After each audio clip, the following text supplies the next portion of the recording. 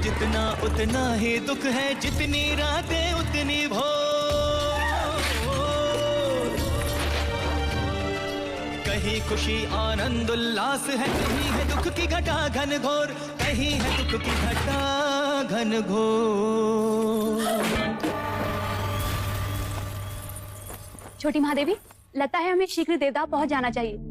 देवता नहीं, प्रजापति, मेरी इच्छा कपिलवस्तु जाने की है।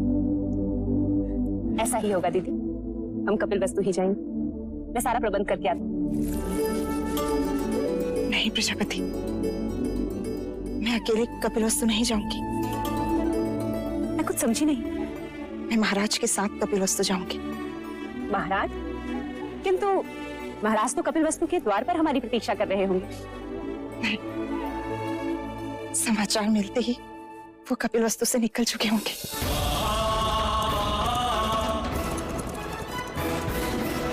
बधाई हो महारानी, बधाई हो।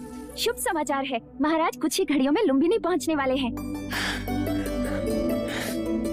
दीदी, तुम केवल महाराज की अर्धांगिनी ही नहीं, उनके हृदय की गति और उनके मस्तिष्क की सोच भी हो। अब मेरा बखान करना छोड़ और महाराज के स्वागत की तैयारी कर। ठीक है, और कुछ? हाँ, इस बार तू 16 श्रृंगार करके महाराज के पास जाएगी, जिससे कि उनकी खुशी दुगनी हो जाए। ठीक है।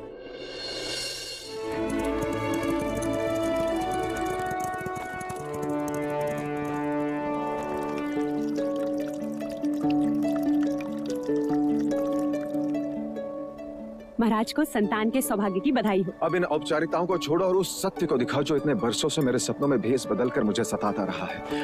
युवराज कहाँ है?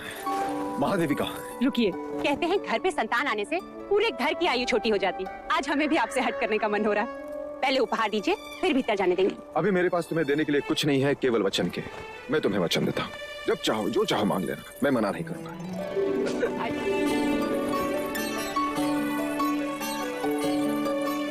महादेवी को पुत्र की बधाई हो। कैसी हो मामा? अधूरी थी देव, पूरी हो गई। जन्म सफल हो गया। ये क्या प्रजापति, चंद्रमा आने की सूचना दी और बादल भी घेर दिए। ये चंद्रमा तो अब 30 दिन बाद ही दिखेगा देव, ऐसा शास्त्रों का निर्देश है। शास्त्रों का निर्देश में कभी समझ नहीं पाया देवी, कभी समझ नहीं पाया। तो मैं समझा देती हूँ देव। कहते हैं प्रसूति के बाद स्त्री दुर्बल हो जाती है और पुरुष मिलन के लिए आतुर। पति पत्नी को ना सताए और आने वाले संतान के साथ माँ का एक रिश्ता बने। इसलिए 30 दिनों तक माँ और संतान दोनों को अकेले ही रहना चाहिए। ऐसा वैदिक विज्ञान और ब्राह्मण दोनों ही कहते हैं। ठीक है, मैं उसे देख नहीं सकता, कम से कम उसे छू तो सकता हूँ। अवश्य।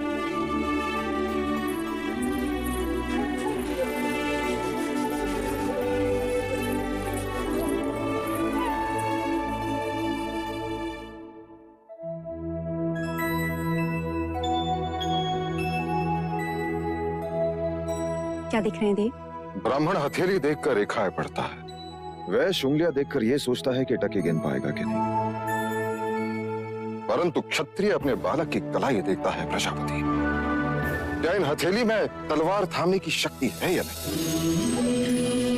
आपका पुत्र है देव, सारे संसार को जीत ही लेगी। तथास्तु। तथास्तु।